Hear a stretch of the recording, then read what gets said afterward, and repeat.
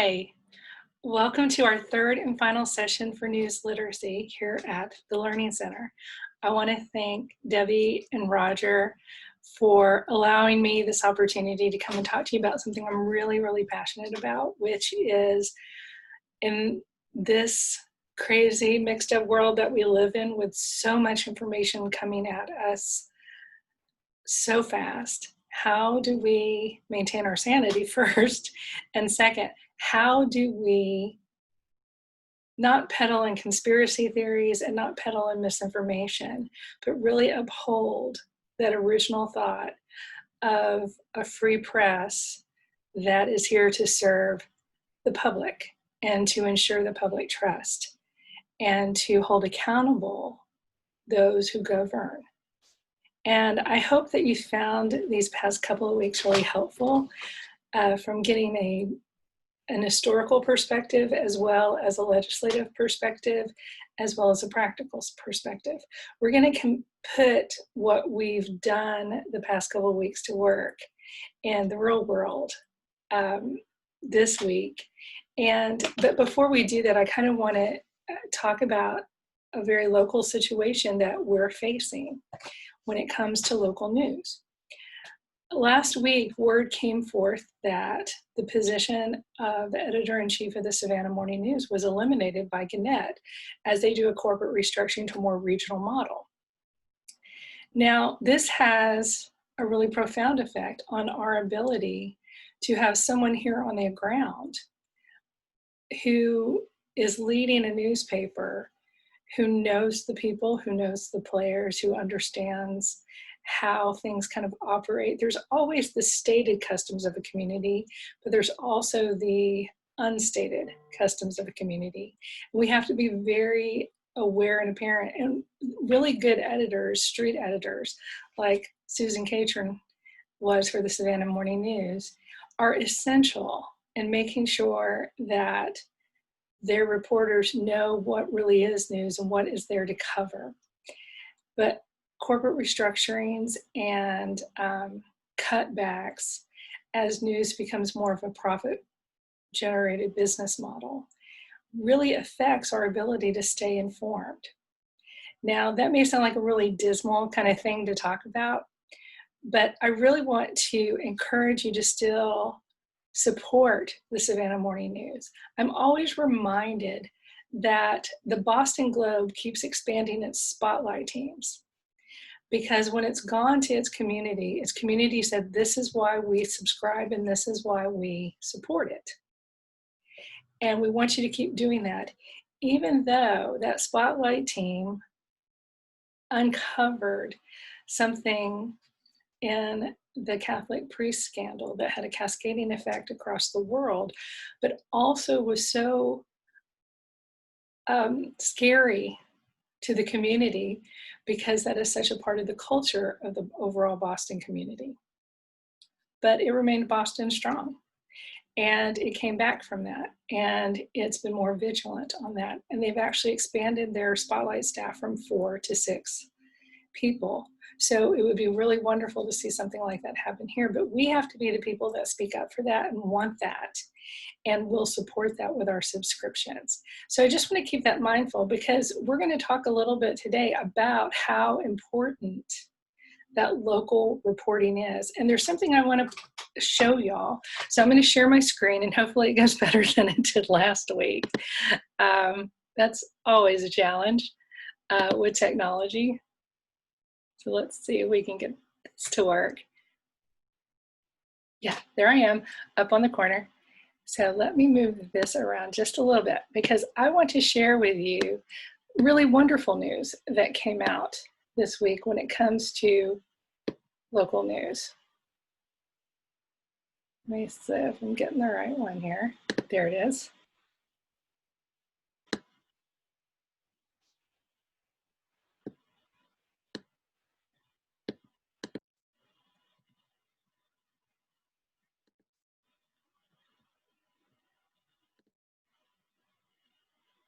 So yesterday, the Pulitzer Prize Committee announced the winners for 2020. And if this does not show you the power of, oh goodness, what happened here? The power of local journalism and how it can do its purpose in upholding the public trust and holding the powerful to account. Look at this.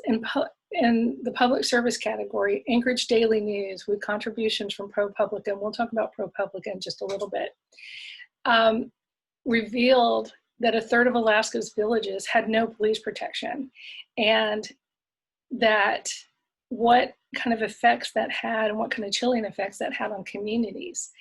Then when you go to the staff of the Courier-Journal at Louisville, Kentucky, which is a Gannett newspaper,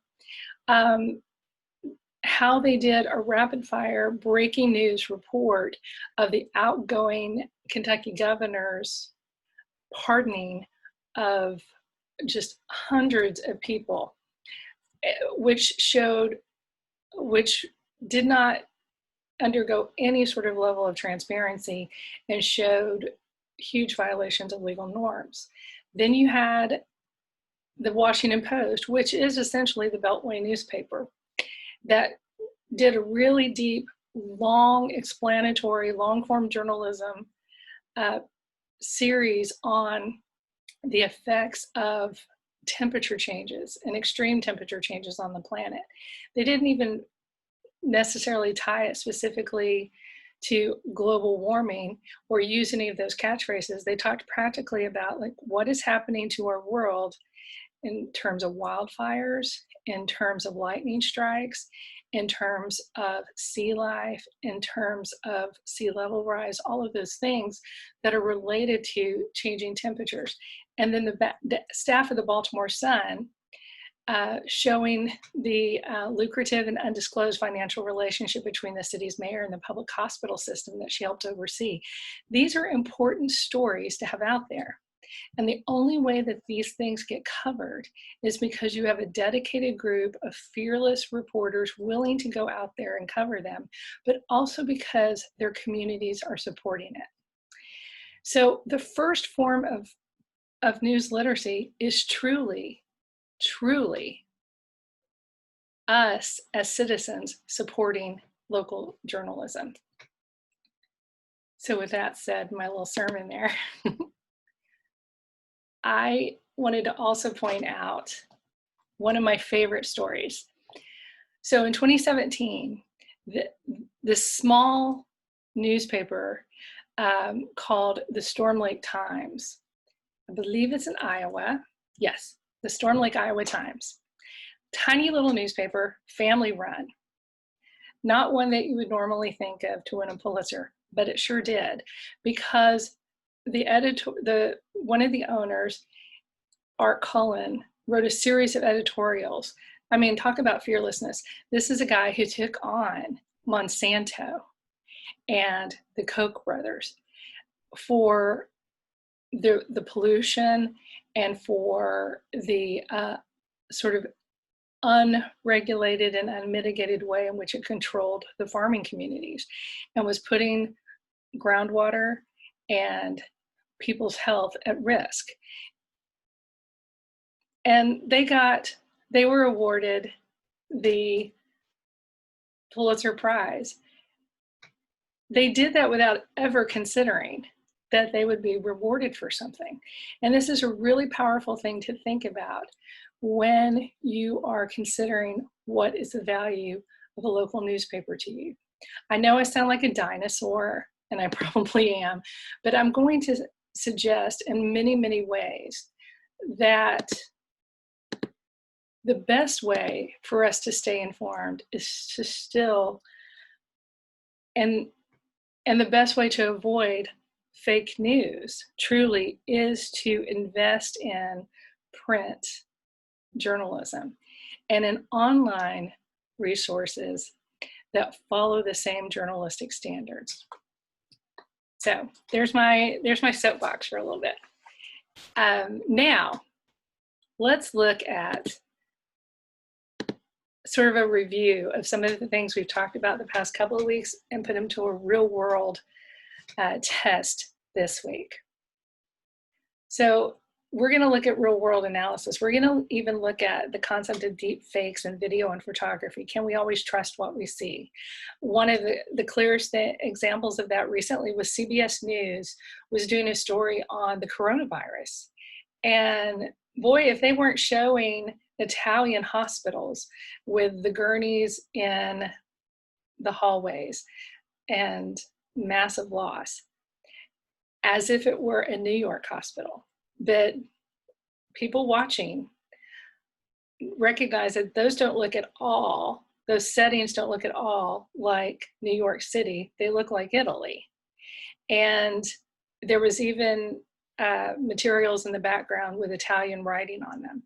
This is sloppy work, and it's terrible. And that became the story, taking away from the real level of loss and fear by healthcare workers in New York City.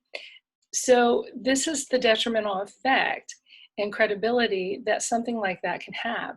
That wasn't a deep fake, but it then helps call into question anything you see, so that even when you look at photography or look at video, and you know it's fake, you still question, well, am I reading into this? Am I not? So I'm not going to suggest that the news media doesn't bear some responsibility in the public's confidence and erosion in its ability to provide good factual information that helps change our lives, or that it doesn't follow in some ways whatever the golden shiny object that's being held up at that moment, whatever Twitter has been posted, whatever outrageous thing that has been said, or any affront to sort of norms. Those aren't necessarily news, and sometimes they take away from what really is and keeps us distracted.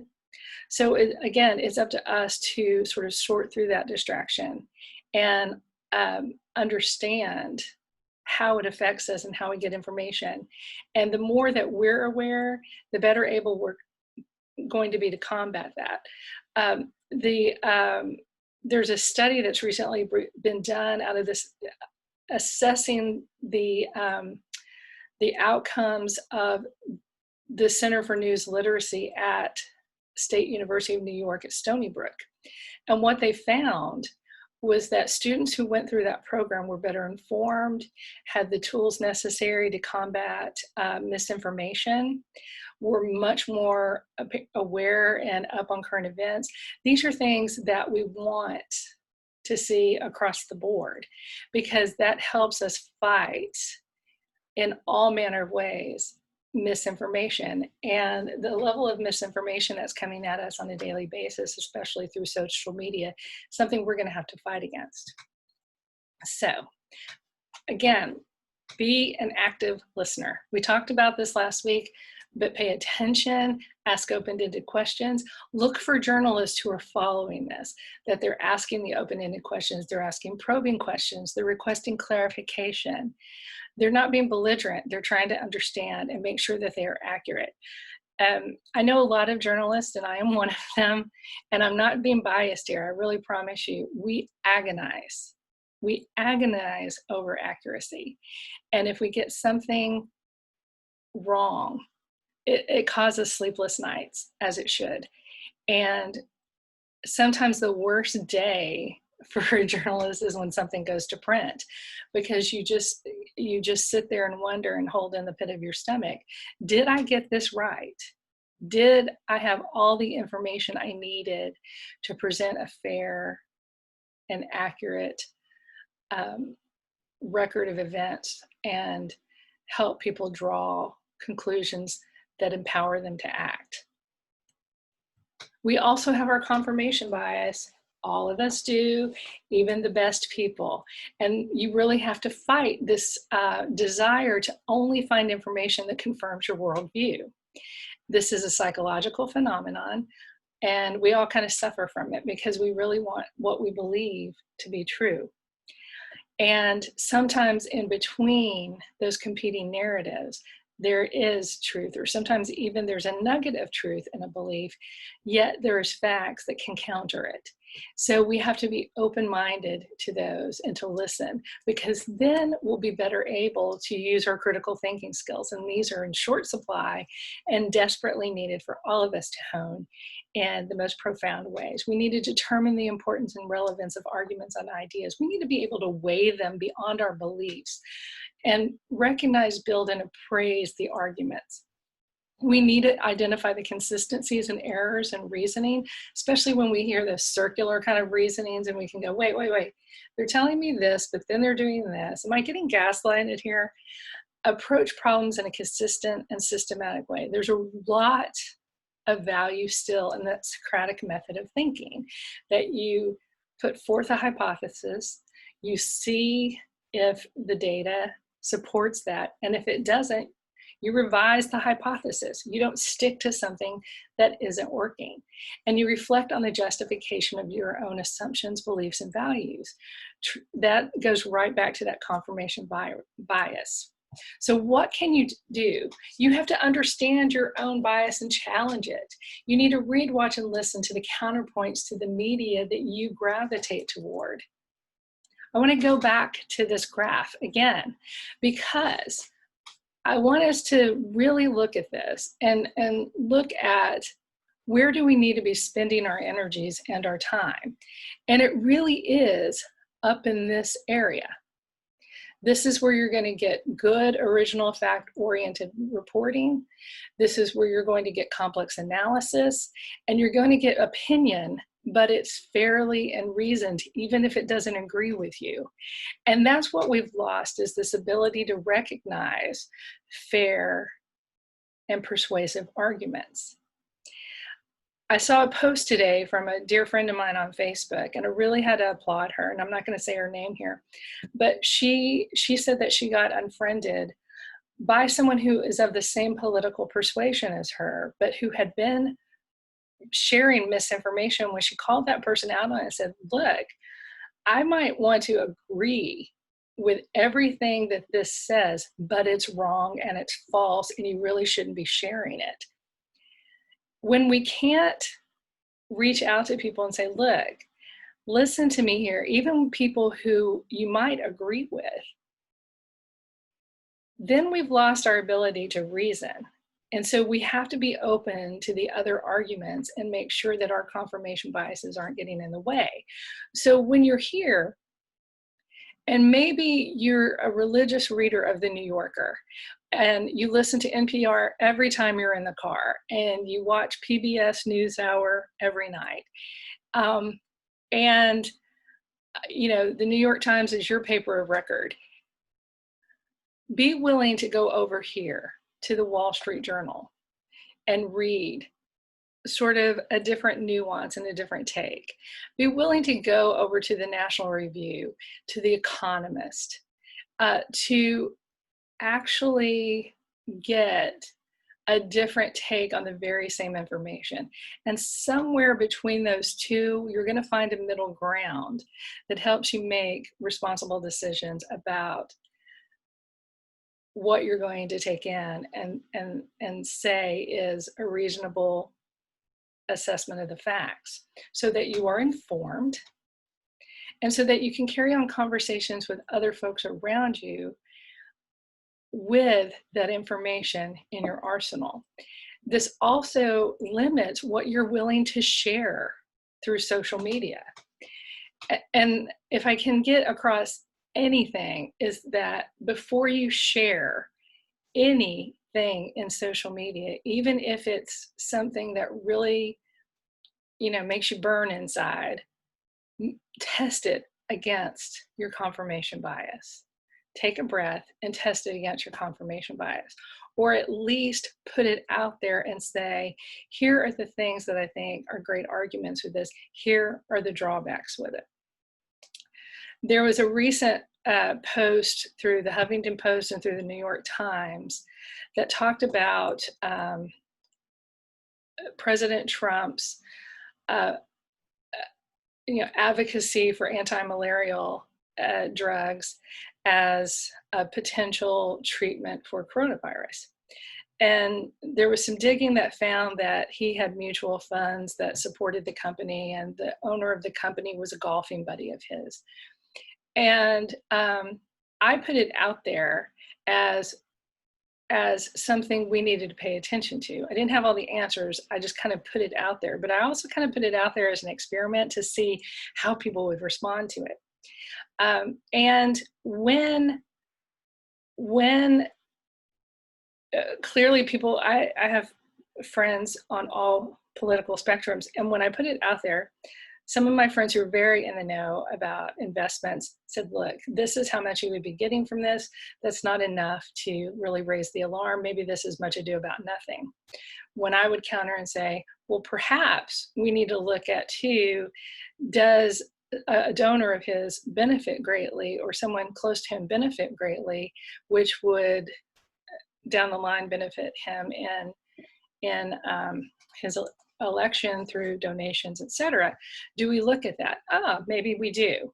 Okay, so there was that kind of dialogue going on, like, yes, I understand this is not a lot of money, and I would not expect the President of the United States to be on top of every investment, but also this is why you divest yourself of investments. So we had some interesting conversation. Of course, there are voices on either side of that who immediately were like, impeach, like straight to that. Then there were others that are like, oh, you liberals. So it's a really interesting thing to want to have a dialogue about something, especially with people who aren't right near you where you can have that dialogue on an easy way. But at the same time, you also have these other voices that sort of prevent a healthy dialogue from taking place. So pay attention here. This is such a valuable thing in understanding your own confirmation bias.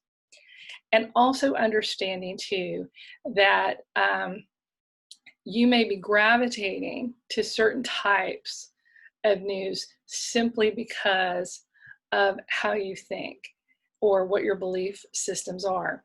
But you have to recognize whether these are reputable news sources.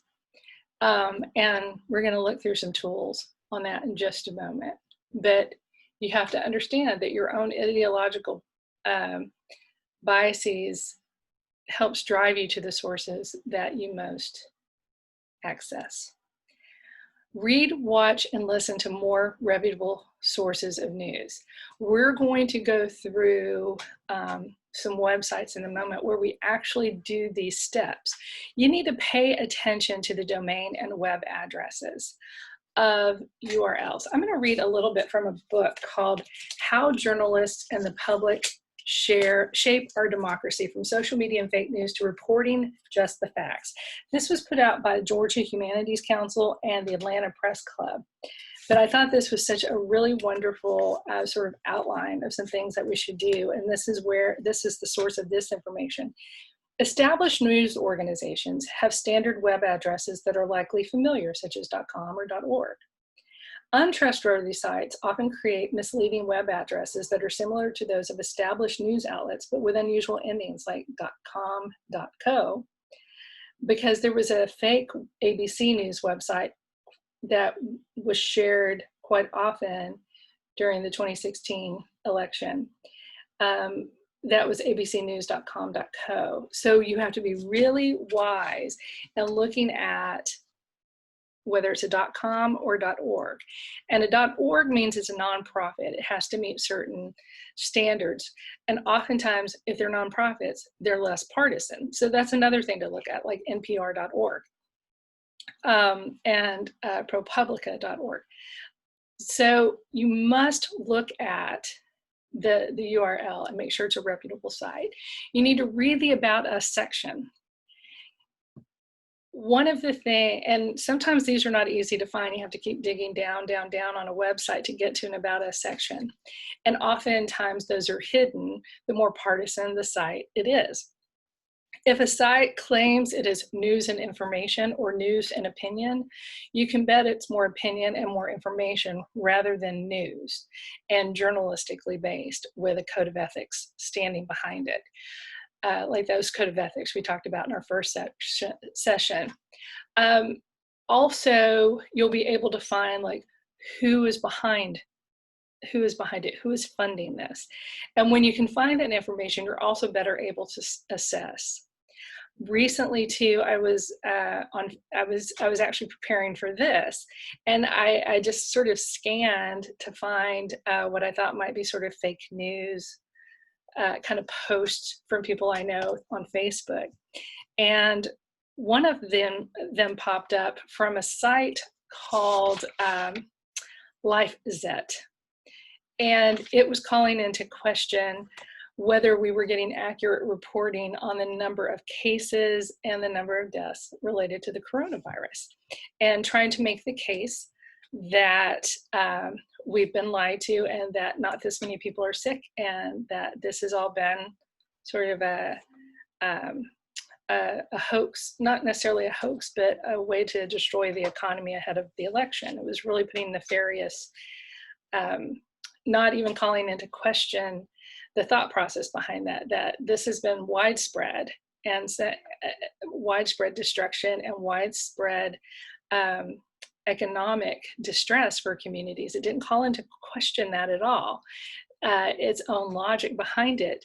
It created a conspiracy theory kind of idea that the CDC was even cutting its numbers, without doing the analysis to say, actually, the CDC realized that some states weren't reporting well enough, for instance, Florida, or that some were reporting tests as positive even though they hadn't gotten the test results back. So it was a correction, but then the numbers corrected themselves and then went up considerably with the number of cases and deaths. So someone had put that out there, and there were a whole list of comments underneath that said, yeah, we think there's a conspiracy going, just sort of jumping on this bandwagon that this information must be true because it's been shared by someone that they know on the internet, on Facebook, on a social media platform, and that they're all friends and they're of the same political persuasion. So I did my research and looked up what this website was, and found that it had been funded formerly and started by Laura Ingraham, a political pundit and commentator from Fox News, and a Canadian businessman. None of the people involved in it are actual journalists bound by a code of ethics, nor did it have much news on it. A lot of it was aggregated information. A lot of it was bits and pieces curated and selected from stories to create a different sort of base of contention. So when you kind of do that level of analysis on your own, you can see whether something is reputable or not. Also, always look within a story for quotes from verifiable and reputable primary sources. We talked about that last week, and I just want to hit back at that again. Journalists go get the information from the sources, even if those sources do not want to be named. They do the primary research that is necessary to do the story, and they're consistently iterative. They build on the original story, or they course correct the story as they learn more information. So if a website is not doing that, and if a news and opinion piece is not doing that, then you know generally it's not one you want to trust, and you don't want to share it. Another thing to do before you share anything, first check your facts and bias at these websites. Look at allsides.com, look at factcheck.org, look at politifact.com, the Sunlight Foundation, and opensecrets.com. Each one of these has a strong suit. For instance, PolitiFact really looks at the veracity of claims by politicians, pundits, and commentators. Factcheck.org really digs into what are misleading statements, what's the nuance. Maybe there's a nugget of truth there, but maybe not. Or maybe, one of my favorites that I've heard over the years has been, we have more land in public ownership than we did in 1912. This is true. in every way that's true. But in 1912, we didn't have a National Park Service. We didn't have a nationwide public school system. We didn't have as many military bases. We didn't have a highway system. We didn't have public trash and landfills. We didn't have, public beaches. So there's, when you start unpacking a fact, yes, there's a negative truth in that, but let's unpack that just a little bit more. So, and then allsides.com does a really good job of actually placing the different stories or different takes by different media along sort of a spectrum and saying, okay, here's the ones that are most far left, here's the ones that are most far right, here are the ones that are in the center and very interpretive, that you don't, here you're going to get the propaganda, here you're going to get the news. So use these as a resource to help you. Now, one of the most disconcerting things that we're going to talk about and look at in just a little bit is this, this need now to conduct reverse image searches and spot video fakes. As technology, again, our maturity levels and our intentions have not necessarily caught up with or surpassed technology. We've seen what even the advent of Photoshop can do on body dysmorphia. I think many of us who's listening here today would remember last year when a video came out of House Speaker Nancy Pelosi speaking. It had been slowed down by 75%, the actual video of her speaking at a conference, to make her appear drunk. And when you compare it with the original, you can see those changes. So our ability to do reverse image searches and spot video fakes is going, and for news, like reputable news organizations, to get really up to speed so that they're not sharing sharing videos or images that are not accurate to the story. There was two last year that was shared, I believe, by the White House account of Air Force One coming in for a landing, a whole group of people standing there applauding it. It was a legit photo, but it was actually from the George Bush administration, not from the Donald Trump administration. So again, doing these reverse searches, you can see when someone is trying to sway you a certain way or use images that are not appropriate to the story.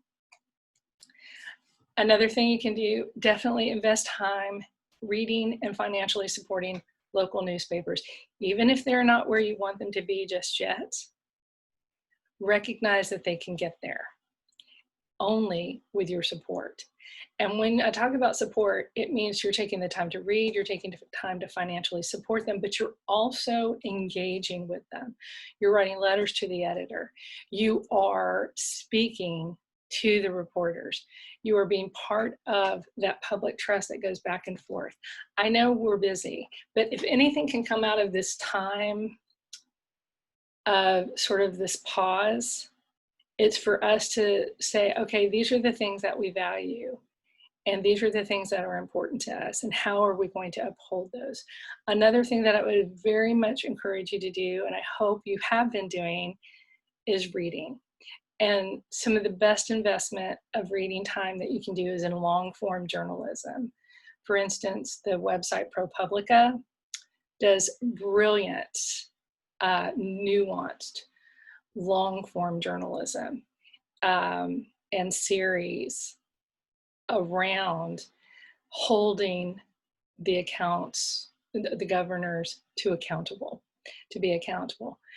The Atlantic is a magazine that does fabulous long-form journalism. So does something like the Oxford American, which does beautiful long-form pieces about the South. The same with the Bitter Southerner, which is just a purely online magazine. All of these things are worthy of your time and attention. So these will help you be more informed and more literate when it comes to the news. So let's go to some sites over here that I really want to focus on. So when I was talking about really looking at and assessing news sites or news and information sites, I'm going to go first here to the Daily Wire. This is a news site that was founded by Ben Shapiro, a young political operative and pundit, not a journalist. But this is a conservative site, and I'm not saying there's anything wrong with a conservative site, because we're going to look at one that's equally challenging as a liberal site. But this was a recent post from April 15th. Fox News reports U.S. officials have high confidence coronavirus leaked from lab. And this got shared all over the place. I encountered it one day from 6 different posts and saw that it had been shared off of those posts at least 30 times altogether. It's like, well, this is going around pretty quickly. So I'm going to read it and see what it has to say. So this is dailywire.com. So it's a legit site. So you can, this is not a fake site trying to mirror another one. This is a legit site, but it's about, it's really hard to find its about section, and you have to subscribe and a lot of different ways to it. So I actually had to do a search through Wikipedia and other places to find out who owned this, when was it started, and is it based in journalistic principles? It is not. But you don't have to do that level of searching to figure that out, because we're going to go here. At least this one, and I'll give them that, is written by a real person. But again, this is an aggregate story. This isn't a primary research story. So what this does, let me see if I can get this to move just the tiniest bit quicker. So let's go to this. Fox News White House correspondent John Roberts said on Wednesday during the Coronavirus Task Force press briefing that U.S. officials have high confidence that the coronavirus leaked from a lab in Wuhan. Okay, this is not somebody who is on the task force. This is, the lead here is a White House correspondent who is reporting on the coronavirus task force, said in his report that he had that some U.S. official, unnamed, has high confidence that the coronavirus leaked from a lab in Wuhan. So this story has been completely debunked, by the way, through NPR and other reputable news sources. But when you look at this, this is not primary reporting. This is not the journalist going to follow up and say, oh, I heard this. Let me go ask the questions from the source. And then it says multiple sources are telling Fox News. Okay, this is not telling us who, that the US government now has high confidence. Robert said, again, we're quoting another journalist here, that because of lax safety protocols and intern, here again, this may have a nugget of truth. There may be lax protocols. There may be an intern who was infected with a coronavirus who could have taken out into the larger community.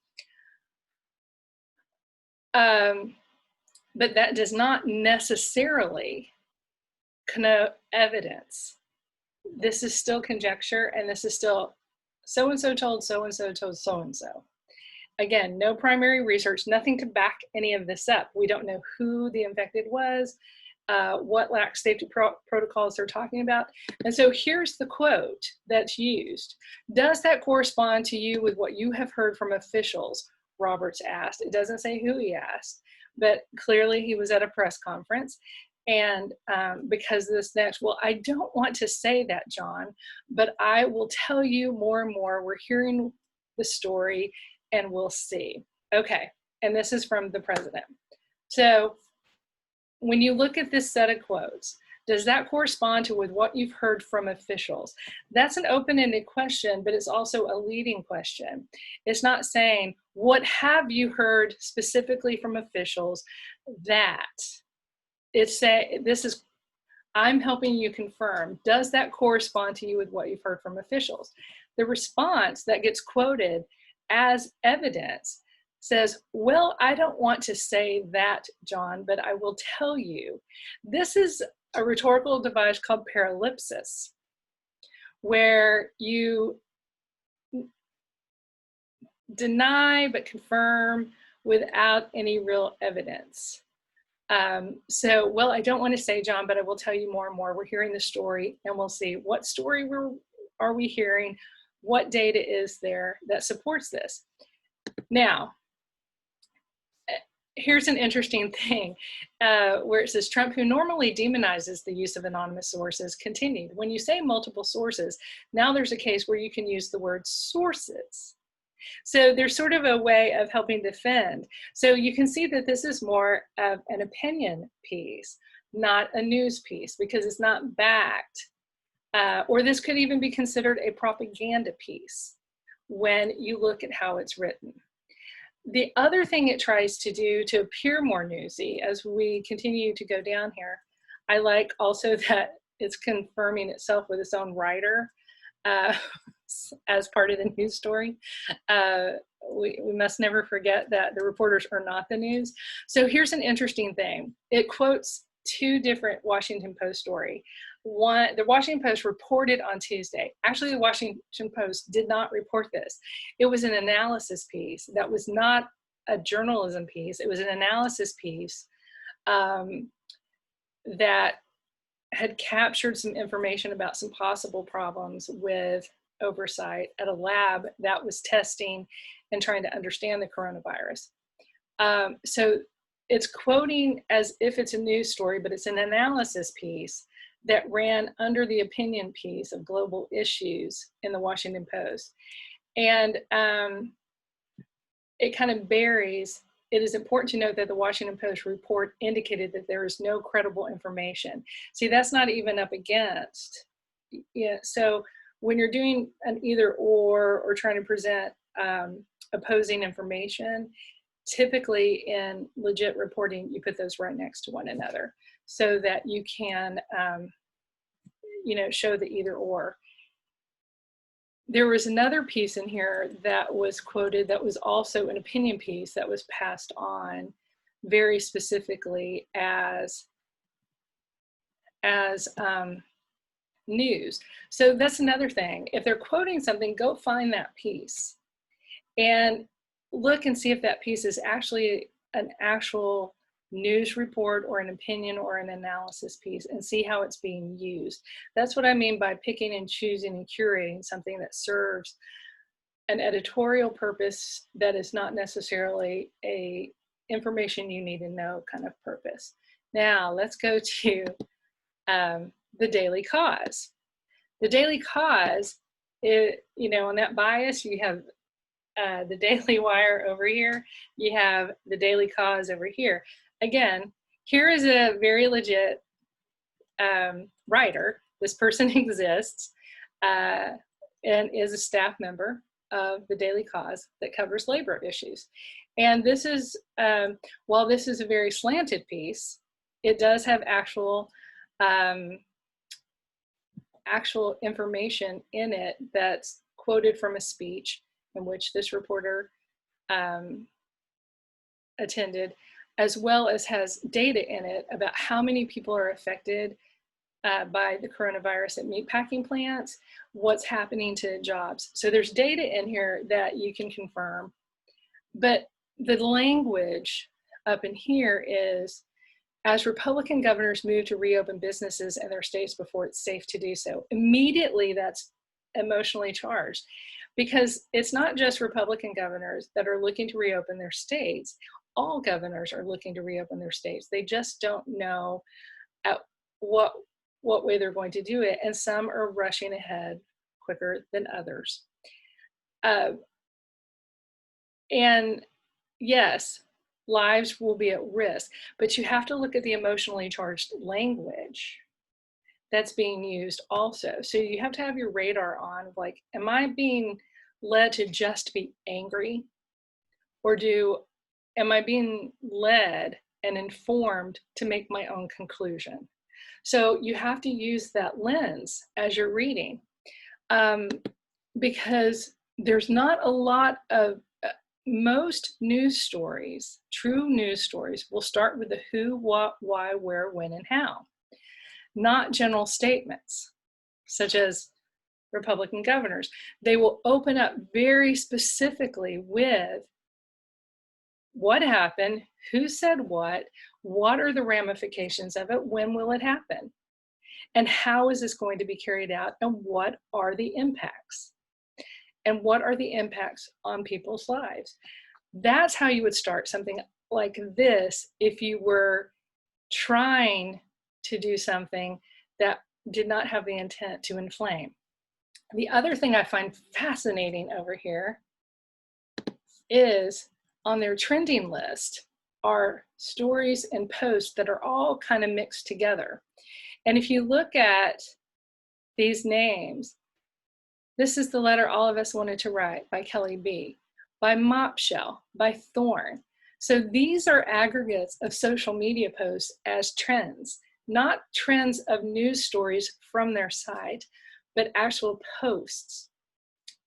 So that tells you right there that even though this also is a .com and it's a legit website, it's not a fake website, it's not necessarily peddling in the most accurate information and giving you the news that you need. And another thing I find fascinating is if you go to any of these websites, these numbers look really different if you go to another website that has a different political slant to it. So again, beware. Always look at who paid for that. Is this a poll that is done by a legitimate organization? How many people did the poll question? And if that question was done by, if it was sort of a leading question, I mean, we have to start getting really much smarter about how we take in information. So those are two sites where look legit, but have very different aims about how to inform us. And unfortunately, we're going to have to do more of that kind of work to stay better informed. Now, let's talk a little bit about this concept of fake photography.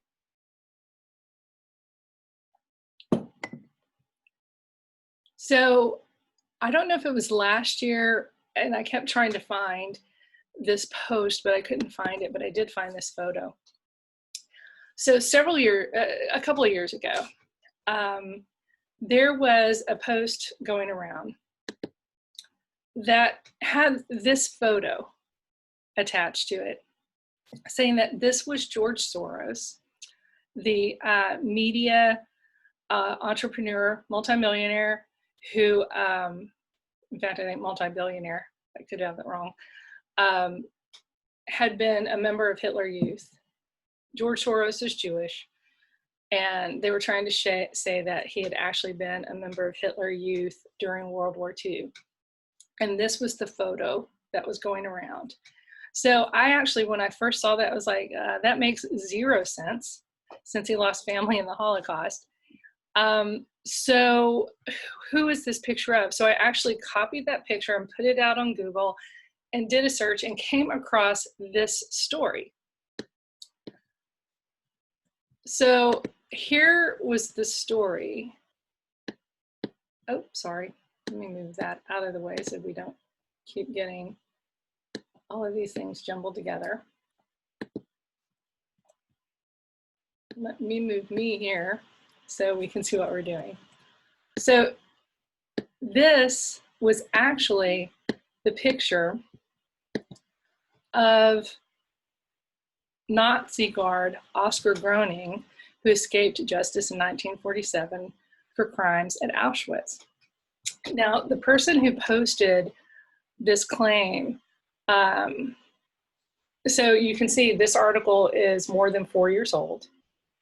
This, again, the claim on a social media post was about 1.5 years or 2 years ago. So when I found this, I posted this article. and said, look, I'm not sure why you sent this around. We're friends, but I just want you to know that here's the real story. Here is who that person really is. And I don't think you want to be somebody who's peddling misinformation, because I think what you want is for people to believe what you have to say. And he was not happy with my doing that, but I felt it was necessary to do my role in helping people understand that that wasn't true and that we need to stop it right where it is. So one of the things you may want to do, sorry, there's some inappropriate advertising over there. What you'll want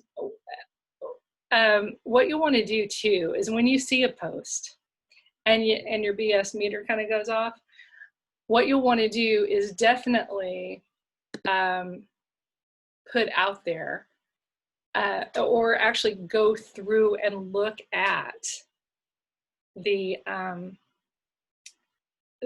comments and see if anybody else has said, hey, you know, that's fake, or here's another way of looking at this, because it's really, you have to be part of that conversation. And also, if someone calls you out on it and says, hey, you're putting something out there that isn't accurate, listen to them and test and make sure that it wasn't your own confirmation bias that did that. Another thing that is really interesting, I'm going to see if we can get this to play. This is about deep state manipulation of video, which has gotten tremendously sophisticated.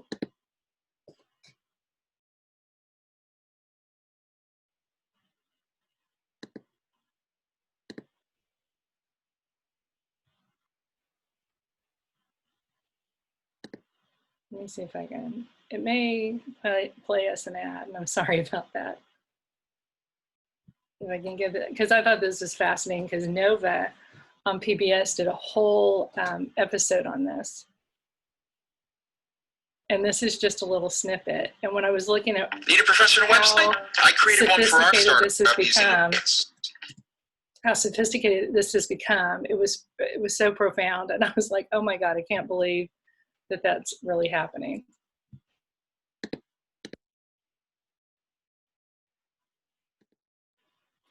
Let me show you how I did it.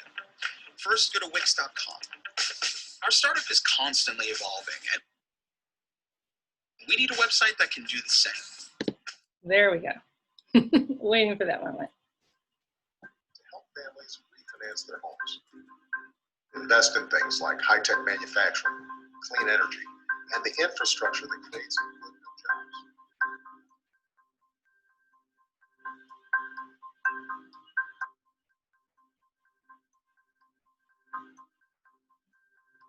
See, I would never say these things, at least not in a public address, but someone else would. Someone like Jordan Peele.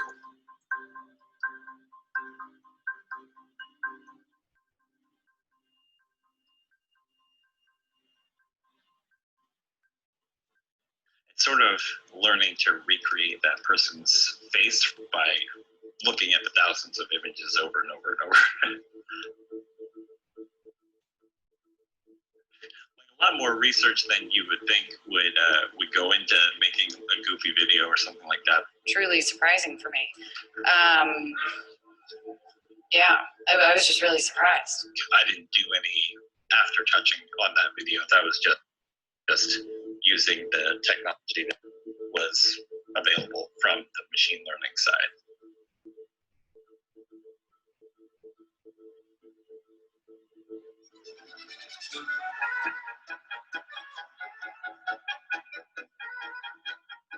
You don't even have to know what GitHub is. You don't have to know how to program in Python. None of that matters. You pay somebody $20 and they'll create the thing for you. That's a bit of a game changer.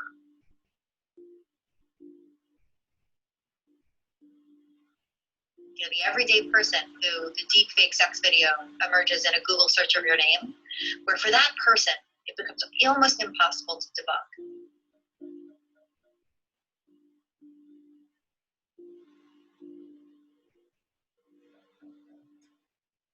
While I don't think that's likely, I also don't think it's out of the question. And that is enough to keep me up at night. The margins are very, very thin. Last national election here in the US was 80,000 votes in 3 states. You don't have to fool tens of millions of people. I don't think a deepfake will become a big political issue during the course of the campaign.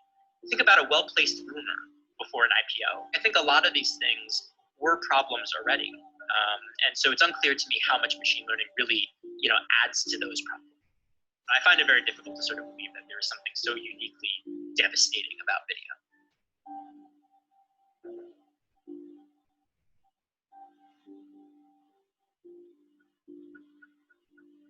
Right now, what we are focusing on is developing forensic techniques to protect world leaders from deepfakes. We are particularly worried about how the Donald Trumps, Theresa May, and Angela Merkel's of the world, how their likeness will be used to disrupt elections and incite potential violence in countries by creating fake content.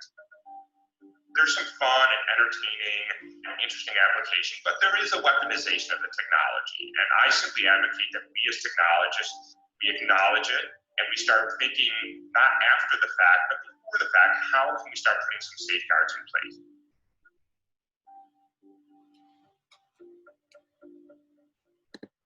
So if that doesn't scare you, let me just say that there are lots of wonderful tools out there to help you, that there are people who are on top of this. One of my favorite websites that I go to quite frequently and really proud of the work that they're doing is the News Literacy Project. This is actually geared to educators and high school students. And they have all types of tools on this website, and one of the wonderful pieces is this use digital forensics tools to verify images. It actually walks you through the process of how you can spot something deep fake, such as this image that was purportedly of a tank in downtown Toronto of the military, the Canadian military enforcing stay-at-home orders. Completely fake. They used a Google Street image as the background and overlaid an image from a completely different source on top of it. And it was to rile people up and feel like their freedoms were getting attacked. And so there was an image from a Canadian military tweet, Google Street View, put on top of each other to make this look like this was happening. So again, one of the things you can do is do a reverse Google image search and actually copy the image, put it up and say source. And what you'll find is someone has probably already discovered it was a fake, or you'll find out where parts of it were originally used by that search. So one of the places I recommend you go and get even more information than we've talked about is this News Literacy Project, because it has tools that are really powerful for you to think about and real world examples to sort of help you through. They're doing some really great work on how to be smart about COVID-19. And even though this is the start, one of the things, I love how they say sanitize before you share. Here are 4 quick steps. How to practice good information hygiene, because there is so much information going around about COVID-19. And in the absence, truly, and I'm editorializing here, I'm telling you, I'm taking off my unbiased hat and being biased for a moment. In the absence of leadership that provides really good, solid information without politicizing it, it's really hard to know what's real, especially when you know that the CDC has been politicized in some respects, that medical experts don't always feel like they can speak, that people like at Amazon and some frontline workers in hospitals get fired when they speak out about their conditions, which can have a chilling effect on us knowing what we need to know. But we don't need to perpetuate that. We need to sanitize before we share. So the quick steps is pause, don't let your emotions take over. It's really powerful. Take a breath, glance through the comments. Has anybody replied with a fact check yet? Do a quick search. Is this credible? Again, use those. We had the list of all sides, PolitiFact, factchecker.com. Even the Washington Post has a fact checker that's really, really well done. So do a quick search and ask for the source. Ask the person where they got this information. Did they do this? Did they do their 4 steps before they shared it, if that claim is questionable? And once you follow these and you think it's credible, feel free to share. If you don't, and you don't think it's true, please alert others, especially if the post is dangerous or harmful or can incite violence. Another wonderful site that I really love is the Center for News Literacy at Stony Brook University School of Journalism. Again, this is where they did a wonderful study to evaluate what has happened for students who've gone through this course. And what they have found is the more news literate you are, and the more you understand what tools are available to you to challenge the veracity of the news you receive or the information that you receive, the better informed you are, and the less likely you are to be emotionally responsive to news. So this is another great website, centerfornewsliteracy.org. Again, these are based on curriculums and all different types of tools that are here. So feel free, these are great centers to go to. Here's another wonderful piece, the Alan Alda Center, which is about medical and science journalism. The actor actually funded a school so that science journalism would be more accessible to people, because one of the things he was personally concerned about was that science was eroding as a fact-based benchmark by which to report news, because of the misunderstanding that science, as it learns more, will challenge former concepts that we thought and held true. That science is iterative, it's Socratic, it's based on learning more. We get better tools, we get better ways of identifying, we get better ways of examining, and what we know changes. What we know about the universe changes. What we know about how systems work naturally changes. That doesn't call into question what we knew before, it adds to it and it expands on it. Journalism does the same thing about the events in which we are living now. So if we can hold that in our mind and also hold that maybe multiple things are true at the same time, that it's not always an either or, it's a both and, then we are better able to address the news and accept the news. Here's an interesting case. Here's the one we talked about earlier, the Nancy Pelosi piece, where the video was altered. Let's look at this just a little bit, because you'll be able to hear the difference in how it sounded when it was slowed down. So if you're listening to a video and you hear how differently it sounds, or how it might sound a little sluggish, it might be fake. So I pray for him and I pray for the United States of America. How's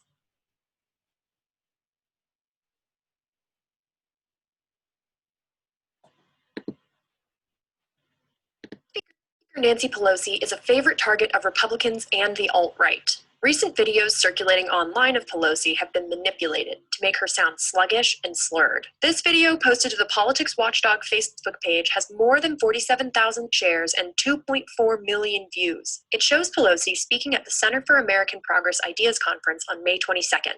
But when compared to the Washington Post's verified feed of the same event, it is clear the Facebook video is playing at 75% of the original speed. We want to give this president the opportunity to do something historic for our country. We want to give this president the opportunity to do something historic for our country. Adjusting the speed like this would make Pelosi's voice sound low and distorted. We want to give this president the opportunity. But her pitch has also been altered to sound more like her natural speech. We want to give this president the opportunity. It's unclear who doctored the original, but versions of the same video were shared by other users on different platforms, some with captions alleging Pelosi was drunk. And as the falsified clips work their way around the internet, they also work their way into the mainstream conversation. She always looked like she's a non-functioning alcoholic, and she slurred her words, she's rambling over her words. Even President Trump's personal lawyer, Rudy Giuliani, shared a fake Pelosi video in a since-deleted tweet. This is not the first time video of the speaker has been manipulated to portray her in a negative light. A YouTube user ripped a video from the conservative channel Next News Network, which criticizes Nancy Pelosi's speech at the American Road and Transportation Builders Association on May 14th. This user only altered Pelosi speaking, not the anchor. The slowed down version makes Pelosi's speech sound slurred, and the caption alleges she was drunk. I congratulate you for this wonderful conference. I want to again commend The clip is a different speed and duration than the original audio from the event. You can hear the video return to normal speed at the end of the clip. I'm confident that it will happen. I'm confident it will happen. Thank you. Videos posted online can be easily edited or misinterpreted, and many go viral, helping spread lies and misinformation. And according to a report from the Washington Post, experts believe the original video was slowed down to 75% from the original, and that her pitch was also manipulated in order to present her under the influence. Not a real video. It's doctored. The Pelosi videos were crudely edited, but low-tech manipulations like this can be extremely effective at promoting certain narratives among the right audience. So we just have to be vigilant, and we have to look for those markers that show us. I don't expect all of us to be able to do the research that is necessary. I don't expect us to always have the technology to be able to, or even the technological know-how to do reverse lookups.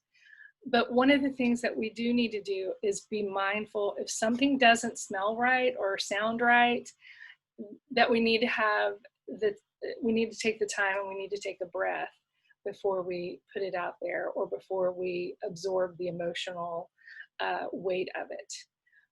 Now, this was an interesting, I bring this one up because it was really interesting, because I got faked out by this one immediately, because here's a real photo of the president with the wind hitting him, and it shows, we know he uses bronzer. This is not news.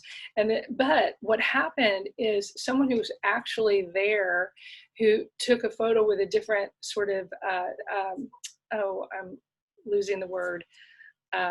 It's not accuracy, but a digital photo with saturated coloring made it appear a little more stark, and then did a black and white that made it even more stark.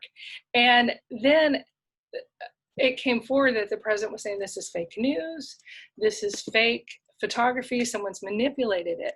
Actually, no one had manipulated it. Because when they found this photo that was taken by a Bloomberg staff for Getty, just from a different angle with a different saturation, this is what the photo, so it still showed the line. It wasn't fake, but the challenge is with all of the different technologies and all of the different types of photography that's available and all the different saturation that can happen now, we can actually increase the variations or saturate color in a way that it can appear manipulated. So all of this is difficult and nuanced, and we just have to be mindful and vigilant when it comes to that. Here's a site I want to tell you about because this is one of those sites that I've been delighted by in the past few years and go to quite frequently. It's ProPublica. And oftentimes ProPublica will go and partner with local journalism. So it'll bring its resources to bear with local papers and partner with them to do more investigative journalism. And one of the things I love about ProPublica is the mission: to expose abuses of power and betrayals of the public trust by government, business, and other institutions using the moral force of investigative journalism to spur reform throughout the sustained spotlighting of wrongdoing. If that doesn't go straight back to the First Amendment and our very first conversation 2 weeks ago, I don't know what else does. And it's independent, it's nonprofit, and it does the deep digging. It doesn't seek to be first. It does not seek to be, to get the headline as being the first. It seeks to do the job of journalism, and it is enabling and helping local newspapers also do the job of investigative journalism. Because the truth is, all journalism is investigative. All journalism is meant to explore, to witness, to bear witness, to be the eyes and ears of the public. So if I could go back to this slideshow and kind of go back to what you can do. This is not in any way, shape, or form beyond your control. We just have to understand our own confirmation bias and challenge it. We need to read, watch, and listen to the counterpoints to the media that we gravitate toward. We need to go to the more reputable sources of news and take a breath before we ever share something. We need, unfortunately, to do reverse image searches and spot video fakes. And again, that's just about being aware. Nobody expects you to have the technology to correct them, but to at least have the wherewithal to spot them. And invest time reading and financially supporting local newspapers and long-form journalism. Subscribe to those magazines. Subscribe to the local paper. Challenge it to be better than it could ever hope to be. And be willing to be a harbinger of truth on the social, in the social realms. And I'm a firm believer that the more we share our stories, we will save ourselves. But we have to be willing to be truthful when we share those stories. I hope that this has been a really meaningful and helpful and enlightening 3 weeks for you in news literacy. I hope it challenges you and changes the way you consume news. I hope it excites you to go consume news, to not be daunted by it, but to not say, oh my gosh, it's all lost. It's not. We have the capacity to change this and to challenge it and to live up to that ideal that was in the First Amendment to the US Constitution, to uphold the public trust. And the big part of that is the public, and that's you and me. So I thank you for your time. I thank you for sticking through this, and I hope it's been meaningful. I wish we could have done it in person, and hopefully in the near future we'll get to. And I hope I get to see you, and I hope I get to meet you, and we can have even more discussion, because I would like to learn from you. what you learned from this. And even if you want to challenge some of the ideas presented here, it's all of our responsibilities to take the high road. And let's travel that high road together. I'll talk to you soon. Thank you so much.